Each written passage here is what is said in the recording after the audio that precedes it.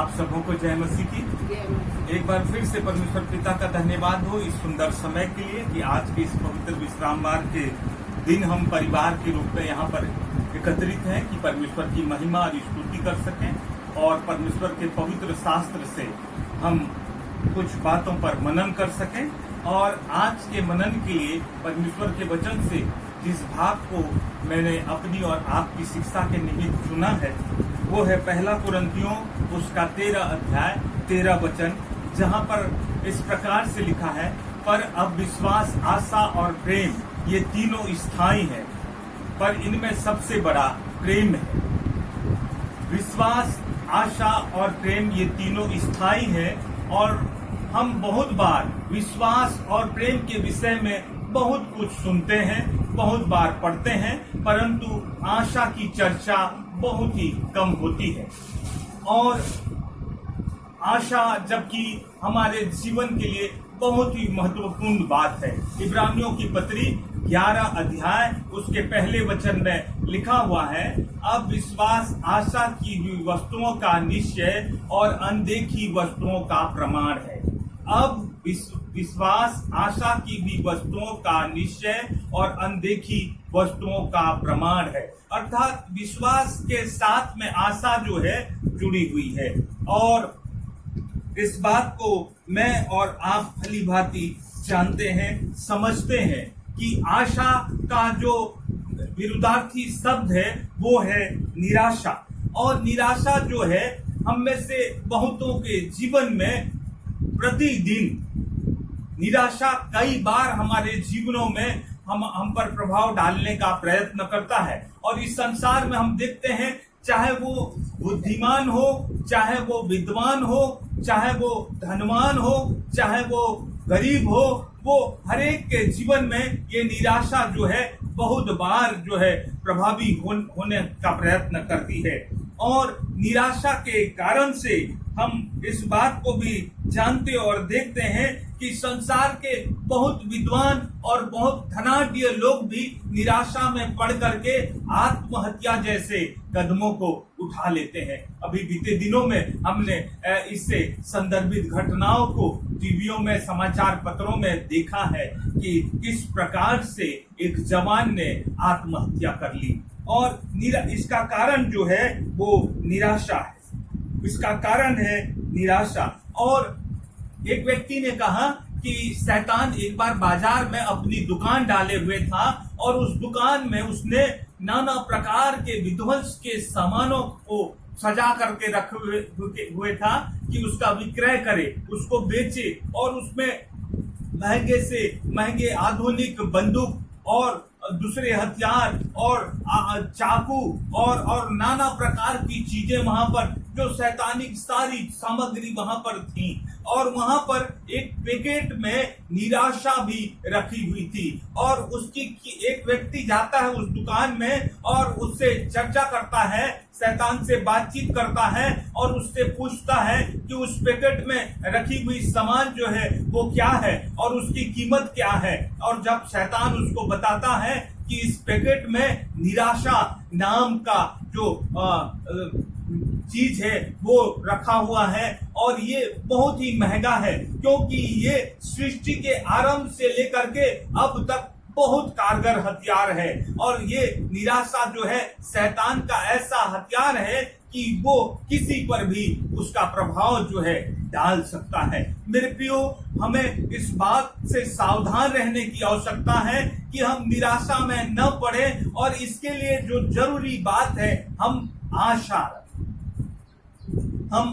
रखें। और किस पर आशा रखें? क्या संसार के लोगों पर? क्या संसार के धनवानों पर? क्या संसार के राजाओं और हाकिमों पर? या हम अपने मित्रों पर, हम अपने परिवार के लोगों पर? किस पर हम आशा रखें? और इस विषय में हम पाते हैं सबोपदेशक उसके 2 अध्याय उसके 12 वचन से आगे, जहां पर इस प्रकार से लिखा है, फिर मैंने अपने मन को मोड़ा कि बुद्धि और बावलेपन और मूर्खता के कार्यों को देखूं। ये बात जो है संसार का सबसे बुद्धिमान व्यक्ति राजा सुलेमान जो है कह रहा है यहाँ कि फिर मैंने अपने मन को मोड़ा कि बुद्धि और बावलेपन और मूर्खता के कार्यों को देखूं, क्योंकि जो मनुष्य राजा के पीछे आएगा वह क्या करेगा, केवल वही जो होता चला आया है। तब मैंने देखा कि उजियाला अंधियारे से जितना उत्तम है उतना बुद्धि भी मूर्खता से उत्तम है। और आगे वचन कहता है, जो बुद्धिमान है उसके सिर में आंखें रहती हैं, परंतु मूर्ख अंधियारे में चलता है। तो भी मैंने जान लिया कि दोनों की दशा एक सी होती है। तब मैंने मन में कहा, जैसी मूर्ख की दशा होगी वैसे ही मेरी भी होगी।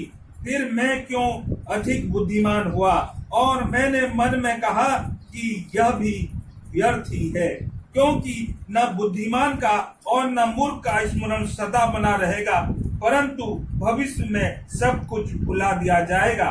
बुद्धिमान कैसे मूर्ख के समान मरता है, इसलिए मैंने अपने जीवन से घृणा की, क्योंकि जो काम संसार में किया जाता है मुझे बुरा मालूम हुआ, क्योंकि सब कुछ व्यर्थ और वायु को पकड़ना है।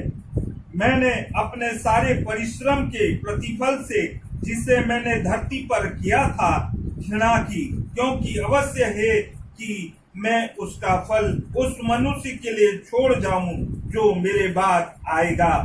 यह कौन जानता है कि वह मनुष्य बुद्धिमान होगा या मूर्ख।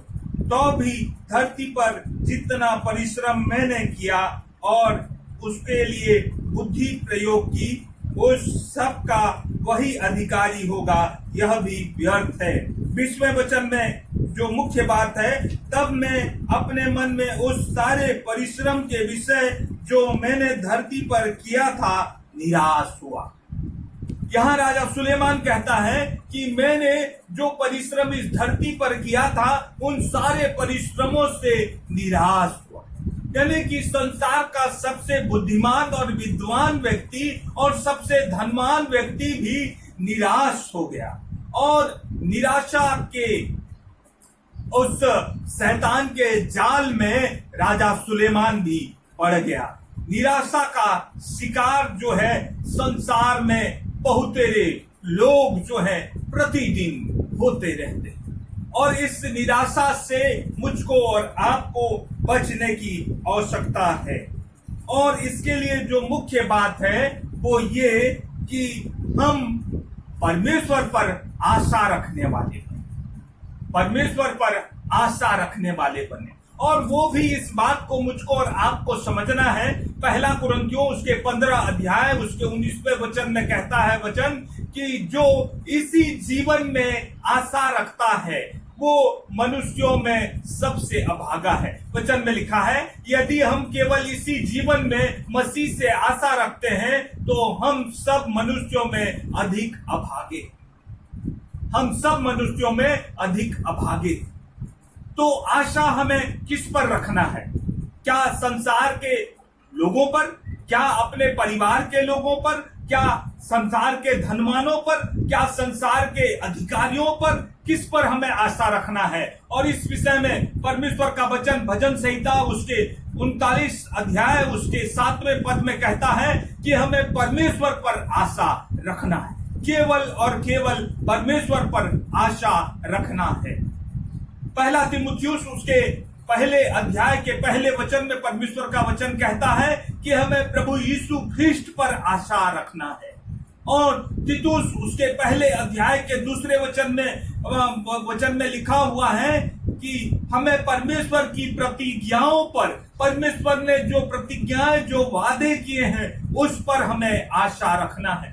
हमें परमेश्वर की दया पर आशा रखना है। भजन संहिता 33 अध्याय के 18वें वचन के अनुसार परमेश्वर की दया पर हमें आशा रखना है। और अंतिम और मुख्य बात जो है, हमें परमेश्वर की पवित्र आत्मा पर आशा रखना है। गलातियों 5:5 के अनुसार हमें परमेश्वर की पवित्र आत्मा पर आशा रखना है।